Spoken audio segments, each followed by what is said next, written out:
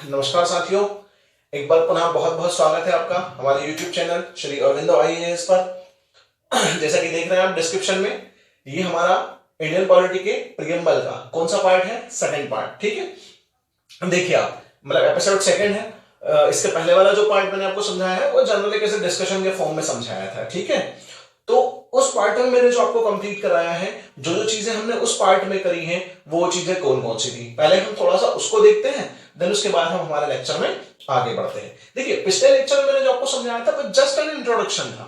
किसका? प्रियम्बल का, सिर्फ एक इंट्रोडक्शन था।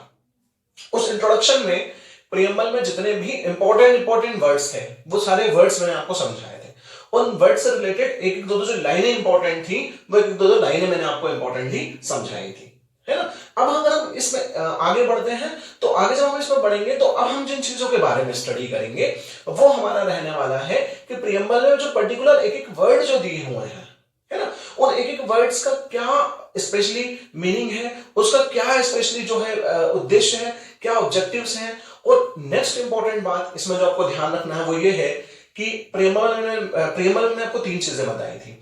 उन तीन चीजों में आपको सबसे इंपॉर्टेंट बात ये देखनी है कि क्या प्रियम्बल में जो जो उद्देश्य हमारे हैं उन उद्देश्यों को आज तक क्या हम उन उद्देश्यों को प्राप्त करने में सफल हो पाए हैं। जो हमारे ऑब्जेक्टिव्स थे, क्या उन ऑब्जेक्टिव्स को हमने फुलफिल किया है? अगर हमने उन ऑब्जेक्टिव्स को पाया है तो हम उसमें कितना सफल हो पाए हैं? ये भी एक बेहद इंपॉर्टेंट क्वेश्चन हमारे सामने होने वाला है ना। देखिए, प्रियम्बल हम जब पढ़ेंगे तो ये तो हमें बिल्कुल पता कि हमारे ये उद्देश्य होंगे, ये सारी चीजें होंगी, लेकिन एक इंपॉर्टेंट क्वेश्चन तो ये भी तो उठता है ना कि उस समय से लेकर आज के समय तक हम उसमें कितना सफल हो पाए हैं, हमने उन लक्ष्यों को किस हद तक प्राप्त कर लिया है, वो भी अपने आप में एक इंपॉर्टेंट क्वेश्चन हो जाता है। तो ये सारी चीजें दिमाग में रखते हुए अब आपको प्रियम्बल के जो एपिसोड्स मिलने वाले हैं, जो भी पार्ट्स मिलने वाले हैं, उनको इन्हीं सब चीजों को देखते हुए समझना है। प्लस मैं हर बार आपसे एक इंपॉर्टेंट बात बोलता हूं, आपको थोड़ा सा सोचना है, एक सोचने वाला प्राणी बनना है, आपको अंडरस्टैंडिंग आपकी डेवलप करनी है टॉपिक की, कि टॉपिक के अंदर क्या अंडरस्टैंडिंग है, टॉपिक के अंदर किन चीजों को जो है समझाने का प्रयास किया गया है और कौन सी चीजें इस टॉपिक में बहुत ज्यादा इंपॉर्टेंट हैं और कैसे उनकी कनेक्टिविटी हमें अदर टॉपिक्स के साथ या अदर सब्जेक्ट्स के अदर टॉपिक्स के साथ करनी है, क्योंकि कनेक्टिविटी बहुत इंपॉर्टेंट होती है सिविल सर्विसेज में। ये आप भी अब तक बहुत अच्छे तरीके से इतना लेक्चर्स आपने पढ़े हैं, देखे हैं, तो आप अब तक इतने अच्छे तरीके से सब चीजें समझ गए होंगे। ठीक है, इसी आशा और उम्मीद के साथ मैं आगे बढ़ता हूं। तो सुनिए, सबसे पहली बात मैंने आपको क्या बताया था कि जो प्रियम्बल हमारा है, ठीक है, वो प्रियम्बल पर्टिकुलर इसमें जो तत्व है वो तत्व मैंने आपको इसमें तीन तत्व बताए थे, है ना। तीन तत्व मैंने आपको क्या समझाया था? शक्ति का स्रोत, पहला तत्व तो ये था, शक्ति का स्रोत मैंने आपको बताया था। सेकंड क्या था? किसके हमारा जो कॉन्स्टिट्यूशन होगा, ठीक है, हमारा जो कॉन्स्टिट्यूशन होगा, हमारा जो संविधान होगा, उस संविधान का नेचर कैसा होगा, उसकी प्रकृति कैसी होगी, है ना। ये भी हमने देखा है कि वो किस प्रकृति का रहेगा। तो उसकी प्रकृति में मैंने आपको क्या समझाया था कि सबसे पहले मैंने टर्म आपको बताया था कि वो सॉवरेन रहेगा, ठीक है। कैसा नेशन रहेगा? सॉवरेन नेशन रहेगा। सॉवरेन नेशन का मतलब क्या है? इंडिया। सॉवरेन नेशन मैंने आपको बताया था संप्रभु राष्ट्र। थोड़ा सा मैं स्पीड से इसको समझा देता हूं क्योंकि पिछले लेक्चर में हम डिस्कस कर चुके हैं। अब इसके आगे हम चीजों को देखेंगे, है ना। इसमें सोशलिस्टिक रहेगा, तो सोशलिस्टिक अप्रोच। नेक्स्ट मैंने आपको डेमोक्रेटिक रिपब्लिक बताया है, तो डेमोक्रेटिक रिपब्लिक रहेगा। तो ये सारी चीजें वर्ड्स जो इंपॉर्टेंट वर्ड्स हैं मैंने आपको समझाया था कि डेमोक्रेटिक और रिपब्लिक, ठीक है, और जो है सेक्युलर, ये सारे वर्ड आपने पर्टिकुलर यहां पर देखे हैं। तो ये हमारे कॉन्स्टिट्यूशन का नेचर होने वाला है। अब इनको हमें इन डिटेल पढ़ना है कि डिटेल में अगर हम देखेंगे तो हम ये देखेंगे कि कहां तक हमारा जो कॉन्स्टिट्यूशन का नेचर है हम उस पर खरे उतर पाए हैं, कहां तक हम उसको, किस उद्देश्य तक हम उसको प्राप्त कर पाए हैं। ये अपने आप में एक बेहद इंपॉर्टेंट क्वेश्चन होने वाला है। नेक्स्ट इंपॉर्टेंट बात ये थी कि इसके ऑब्जेक्टिव्स क्या हैं, इसके उद्देश्य क्या हैं, ठीक है। तो इसके उद्देश्यों में मैंने आपको बहुत सारी चीजें बताई थी कि इसके उद्देश्य में सबसे पहले क्या था? जस्टिस। जस्टिस कैसा? इकोनॉमिकल जस्टिस, पॉलिटिकल जस्टिस, और एक और जस्टिस कौन सा होता है? सोशल जस्टिस, है ना। एक और जस्टिस कौन सा है साथियों? आपका सोशल जस्टिस। ये सारी चीजें पर्टिकुलर मैं आपको बता चुका हूं, ठीक है। जैसे आप अगर पर्टिकुलर देखेंगे, चलिए आगे बढ़ते हैं। Sorry for the disturbance. देखिए आगे इसका, देखिए आगे जब हम इसमें देखेंगे तो हम एक एक वर्ड को अच्छे तरीके से लिबरेट करके समझ लेते हैं। जैसे justice, economical justice, political justice, ठीक है, इक्वालिटी, बंधुता, समानता, ये सारी चीजें मैंने इसमें आपको लास्ट लेक्चर में समझा चुका हूं। अब मेरे ख्याल से इसको बहुत ज्यादा इलेबरेट करने की जरूरत यहां नहीं है, जब मैं एक एक वर्ड समझाऊंगा तो वहां अपने आप इलेबरेट हो जाएगा। ठीक है, तो अब देखिए इसमें आप सबसे फर्स्ट हमारा कौन सा है, सॉवरेनिटी। सॉवरेनिटी का हिंदी क्या होता है, लेकिन इसके पहले वी है, तो वी तो मैं आपको बता ही चुका हूं, है ना, पिछले उसमें समझा चुका हूं कि इसका मतलब क्या है और कैसा है। लेकिन फिर भी अगर मैं जैसे बोर्ड पर समझा रहा हूं तो मैं स्टार्टिंग से थोड़ा सा आपको समझा देता हूं। देखिए प्रियम्बल में जो सबसे पहला शब्द जिसकी हम पर्टिकुलर बहुत अच्छे तरीके से बात करने वाले हैं वो कौन सा है, वी।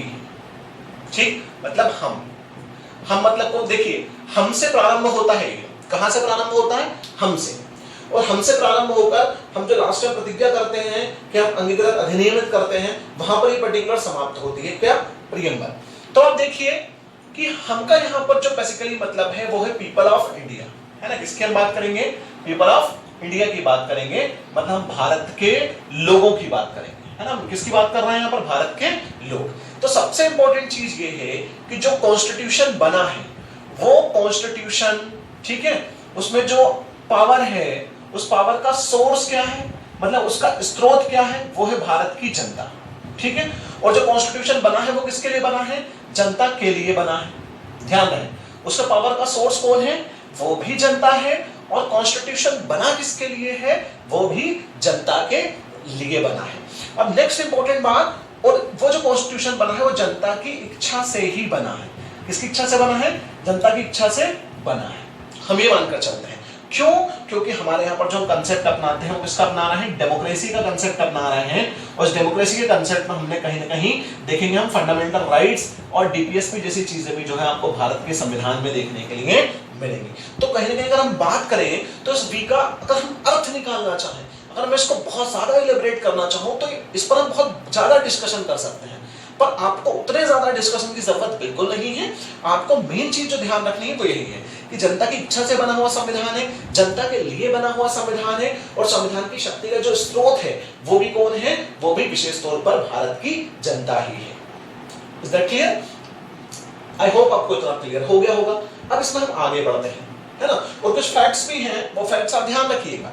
जो फैक्ट्स हैं वो फैक्ट्स मैं आपको बाद में बता दूंगा थोड़ा से कि कौन कौन सा फैक्ट्स इसलिए इंपॉर्टेंट होते हैं, जो प्रीलिम्स में आपको थोड़ा सा काम आएंगे वो मैं आगे आपको अभी बता दूंगा। और मैं इस लेक्चर में आपको यही बताऊंगा कि मेंस में कौन कौन से क्वेश्चन यहाँ से पहले पूछे गए हैं, कौन कौन से क्वेश्चन यहाँ से आए हैं, वो भी मैं आपको थोड़ा सा यहाँ पर समझाते हुए चलूंगा। ठीक है, तो देखिए आप, नेक्स्ट वर्ड हमारा कौन सा है, नेक्स्ट वर्ड हमारा है सॉवरेन नेशन, या फिर सॉवरेनिटी, या फिर हम क्या बोले उसको, संप्रभु राष्ट्र। ठीक, हम ये भी उसको बोल सकते हैं। ठीक है, तो जैसे कि फर्स्ट हेडिंग हम डालेंगे सॉवरेन, इसमें, ठीक है, तो देखते हैं सॉवरेन में क्या है। सॉवरेन में यह है मतलब संप्रभु, इसका मतलब क्या है, थोड़ा सा इसका मतलब आप समझिएगा। देखिए अगर हम पर्टिकुलर बात करते हैं 1947 तक, ठीक है, तो 1947 तक अगर हम पर्टिकुलर बात करें तो भारत क्या था, भारत इससे पहले ब्रिटेन का उपनिवेश था। उसके पहले की कहानी एंशिएंट, चलिए देखेंगे हम इसमें आगे। तो 1947 तक क्या है, 1947 तक एक उपनिवेश है ना।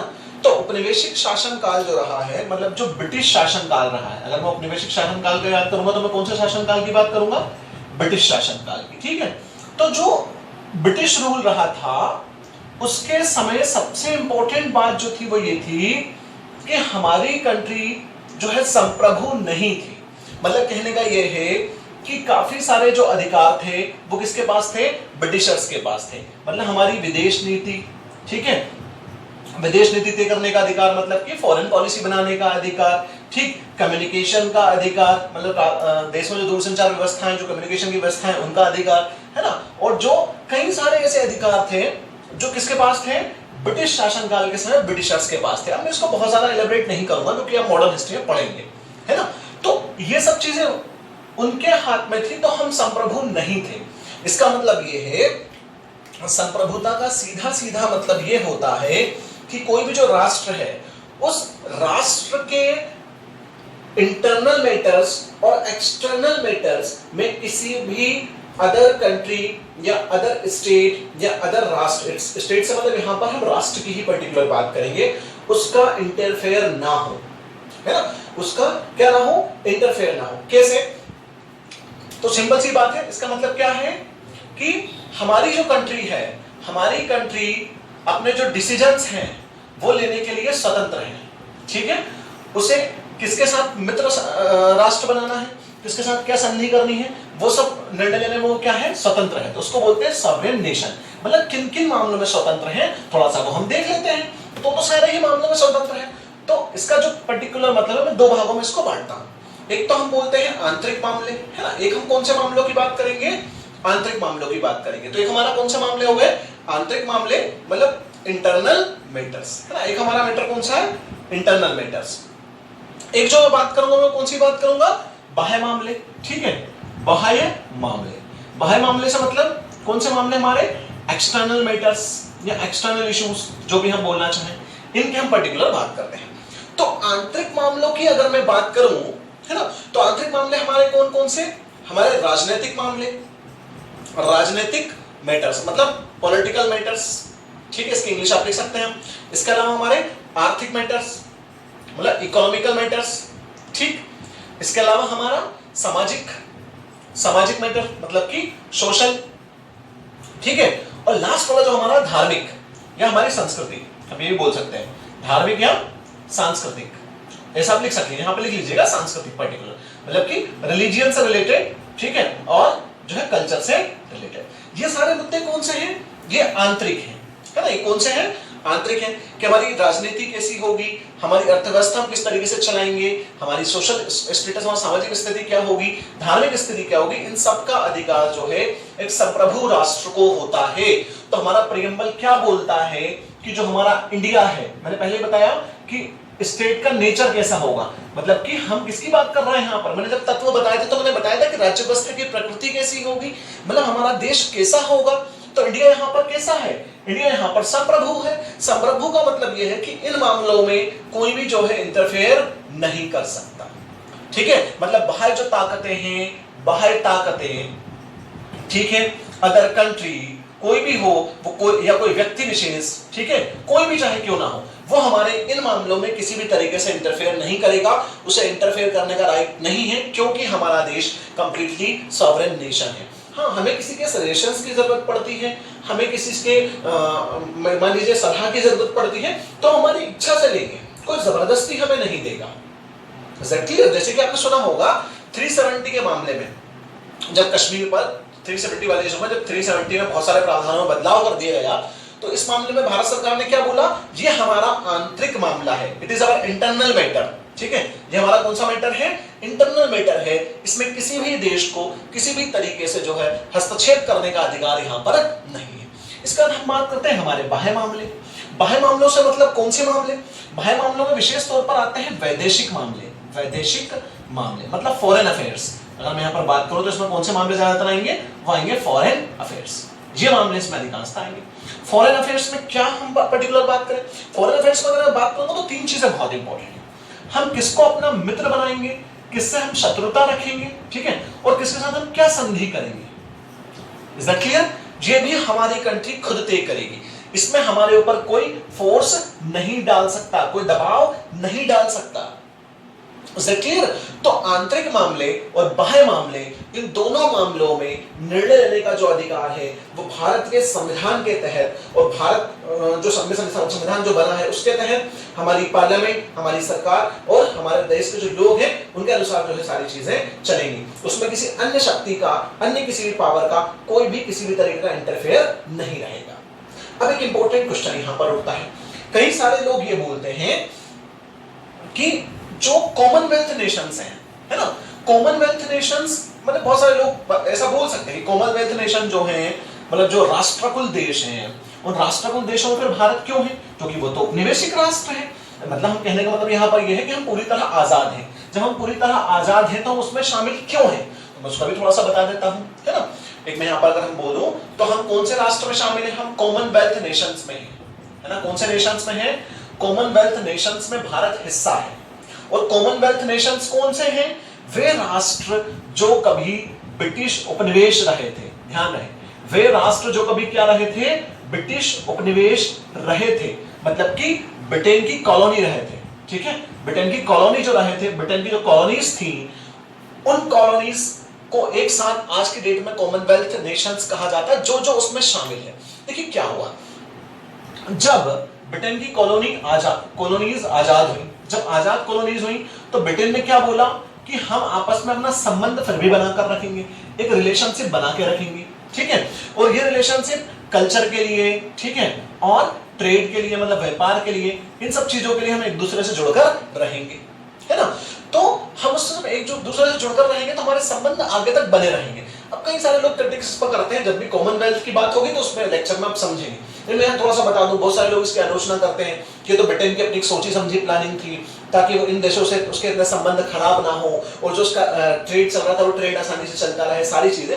और आज का युग जिस तरीके का है तो ट्रेड जो सारी चीजें हो रही है, जो व्यापार सारी चीजें जो हो रही है, वो कहीं ना कहीं उस युग में इंपॉर्टेंट बात यह कि सब चीजें होती हैं आज के समय, लेकिन बेहतर इंपॉर्टेंट बात यह है कि वो किसी भी तरीके से ये सारी चीजें हमारे देश की सॉवरेनिटी को, संप्रभुता को खतरा नहीं पहुंचाना चाहिए।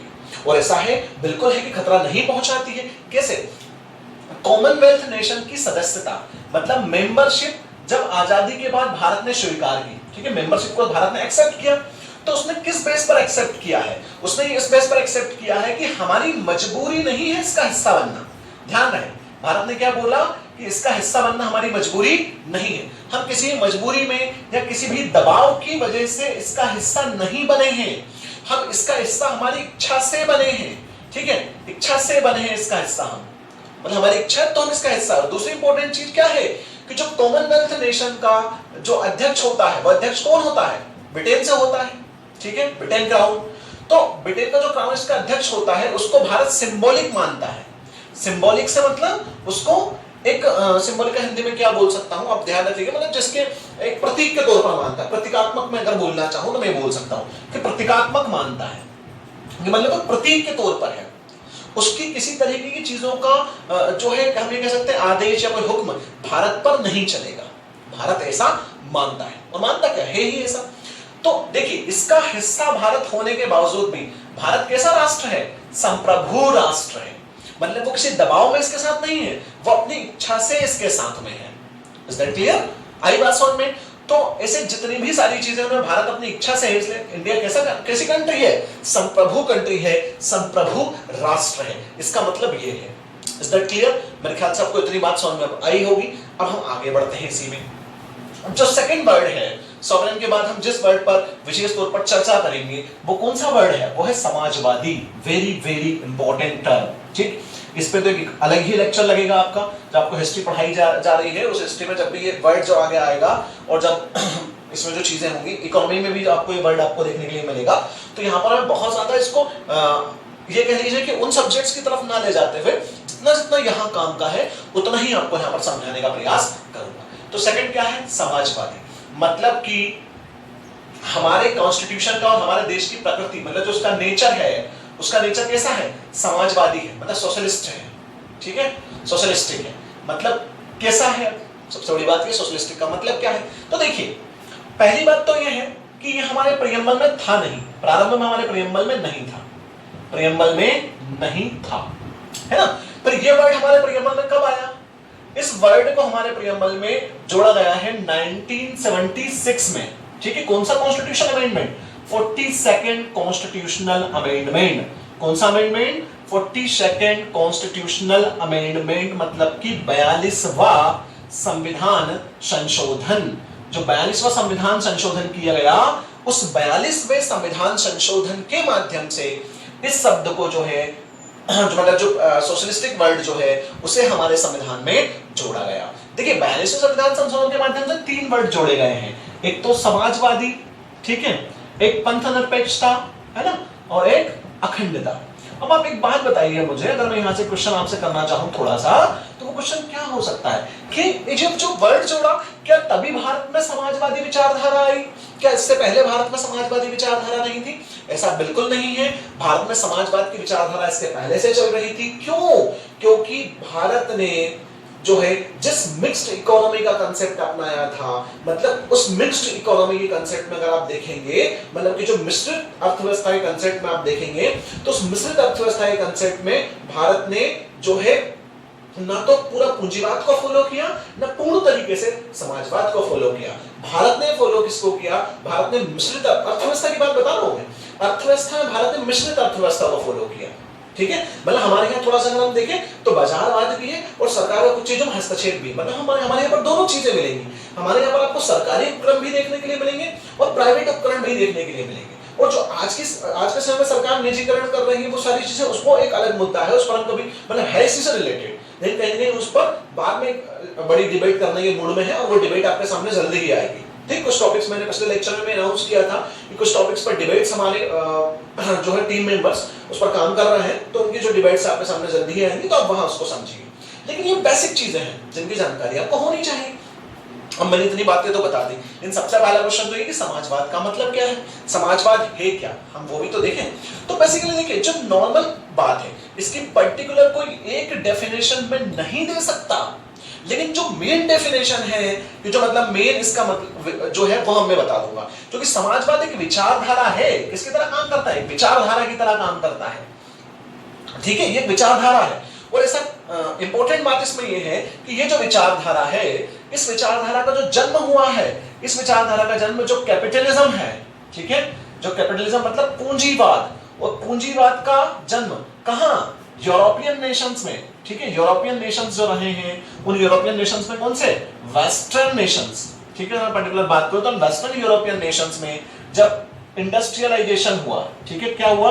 इंडस्ट्रियलाइजेशन हुआ मतलब औद्योगिकीकरण हुआ, या इंडस्ट्रियल रिवॉल्यूशन हुआ। मैं यहां पर अगर बोलूं इंडस्ट्रियल रिवॉल्यूशन मतलब औद्योगिक क्रांति, जब वर्ल्ड हिस्ट्री में बहुत इंपॉर्टेंट टॉपिक है, तो इंडस्ट्रियल रिवॉल्यूशन के माध्यम से, है ना, किसके माध्यम से?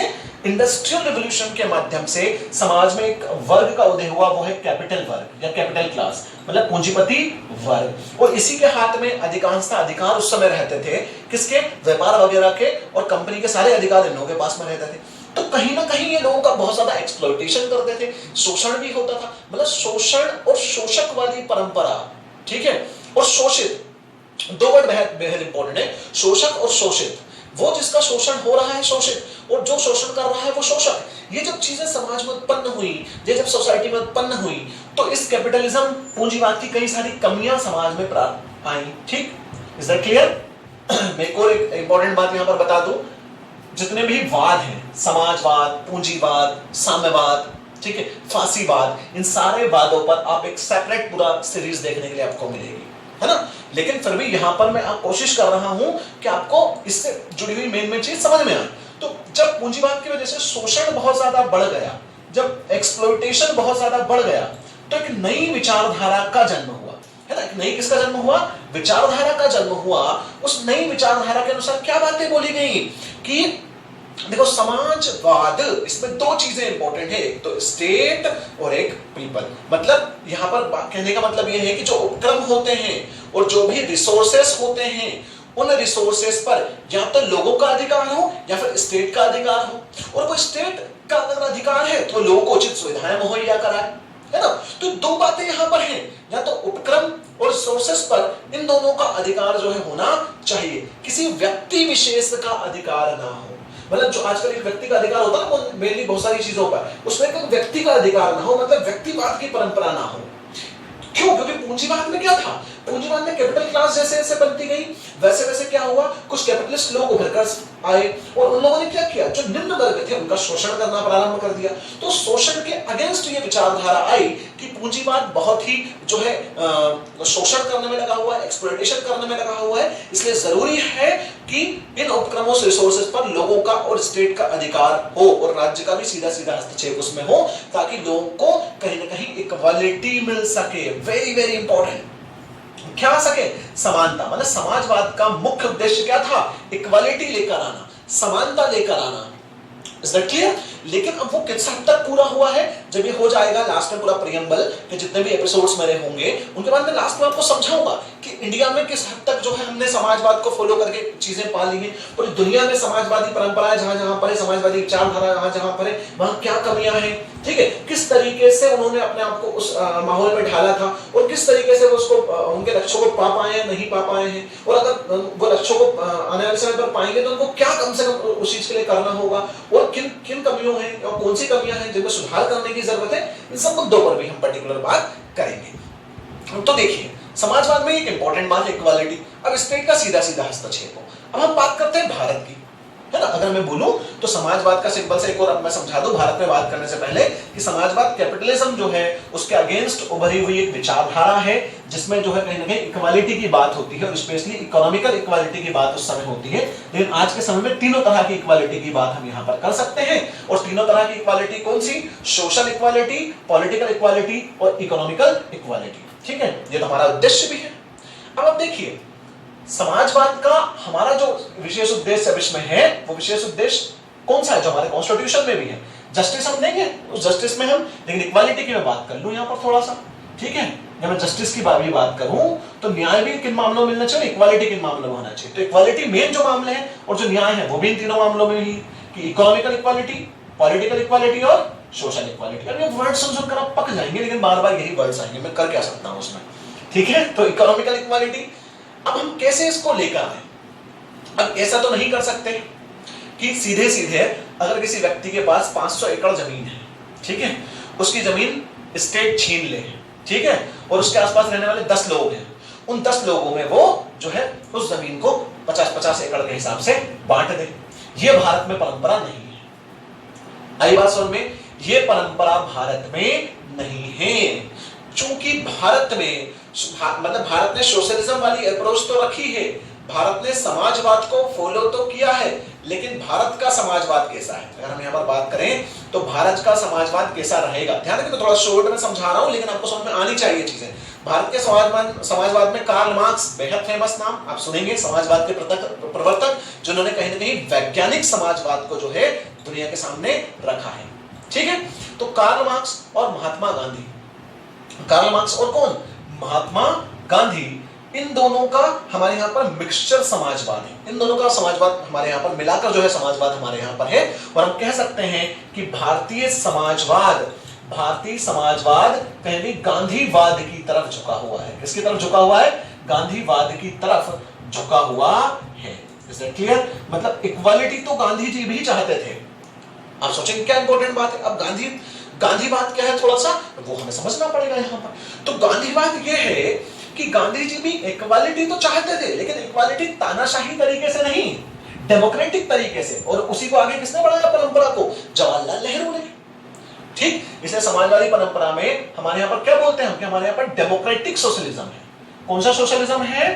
डेमोक्रेटिक सोशलिज्म है, मतलब हमारे यहाँ पर लोकतांत्रिक समाजवाद है। कैसा समाजवाद है साथियों? हमारे यहाँ पर लोकतांत्रिक समाजवाद है। मतलब हम समाजवाद तो लेकर आएंगे, हम इक्वालिटी तो लेकर आएंगे, लेकिन हम उस इक्वालिटी को लोकतांत्रिक तरीके से लेकर आएंगे। लेकिन गांधीवाद क्या था? अब इन दोनों बड़े कंफ्यूज हो रहे होंगे कि आप यहाँ गांधीवाद बता रहे थे, यहाँ आपने ये बता दिया, तो मैं दोनों को कोरिलेट करूंगा।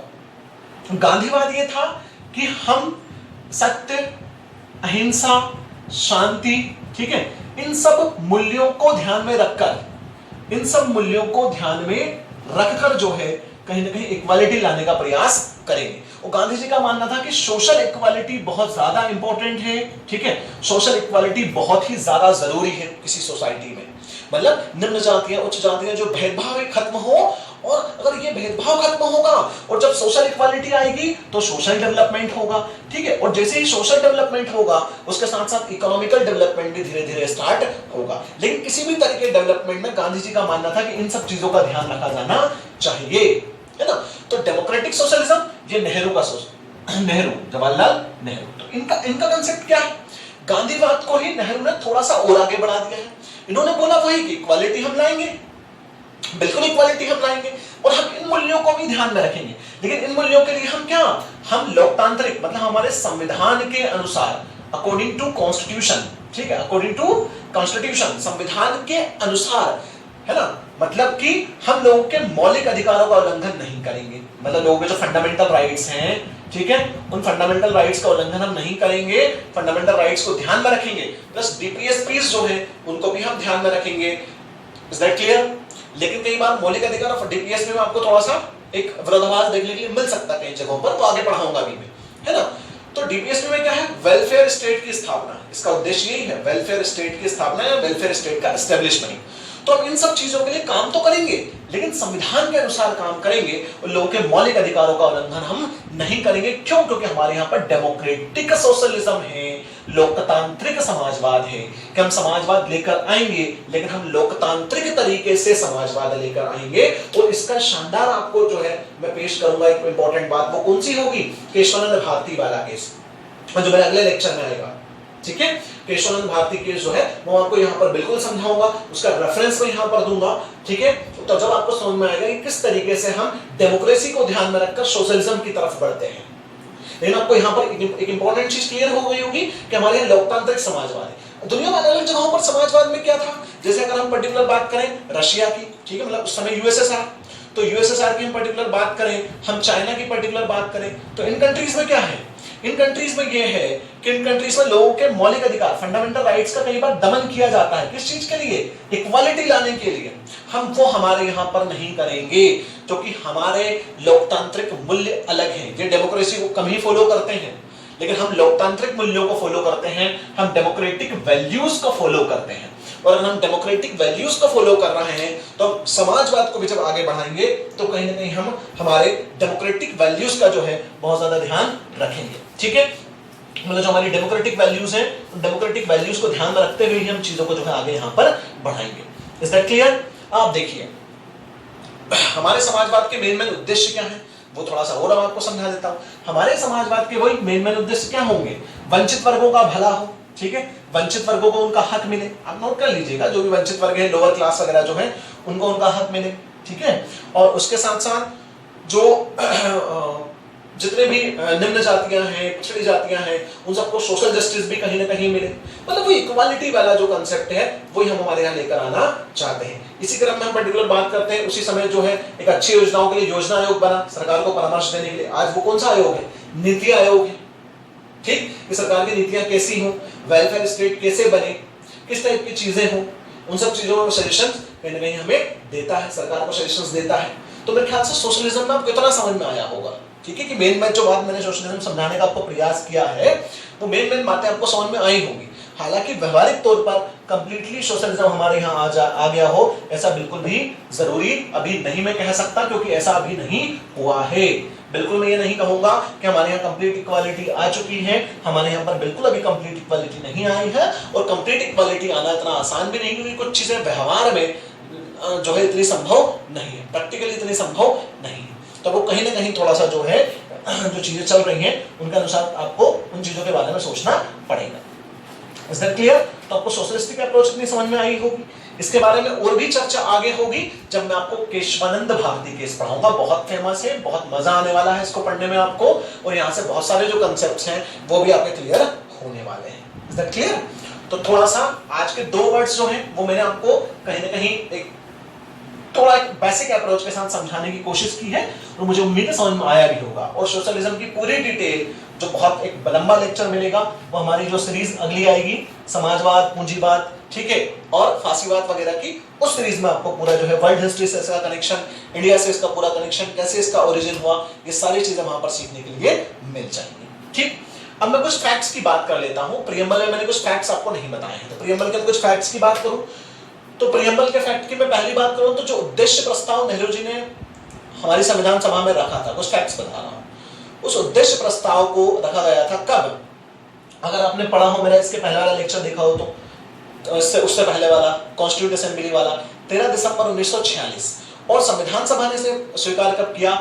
22 जनवरी 1947 को। 22 जनवरी 1947 को इसको स्वीकार किया गया, और जो हमारी उद्देशिका थी उसे ही आगे जाकर विकसित रूप देकर प्रियम्बल बना दिया गया था। एक इंपॉर्टेंट फैक्ट है इसके बारे में। नेक्स्ट इंपॉर्टेंट फैक्ट इसके बारे में है कि जो हमारे एन ए पालकीवाला है, एक हमारे एन ए पालकीवाला जो संविधानविद हैं, एन ए पालकीवाला ने इसे जो इंट्रोडक्शन लेटर बोला है, मतलब परिचय पत्र बोला है किसका? हमारे संविधान का, संविधान सभा को। Is that clear?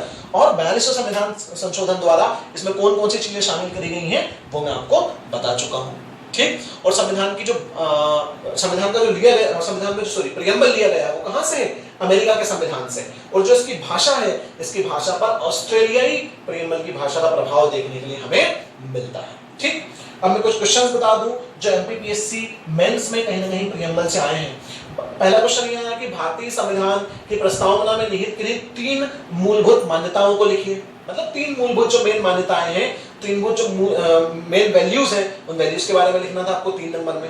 प्लस एक बार उन्होंने फ्रेटर्निटी से क्वेश्चन पूछा है कि बंधुता को समझाइए प्रस्तावना में जो है। एक बार क्वेश्चन डायरेक्टली आया है 6 नंबर में कि पूरी प्रस्तावना की प्रस्तावना ही लिख दीजिए। जो 42nd कॉन्स्टिट्यूशन अमेंडमेंट हुआ, उस 42nd कॉन्स्टिट्यूशन अमेंडमेंट के बाद जो पूरा प्रियम्बल कैसा है वो लिख दीजिए।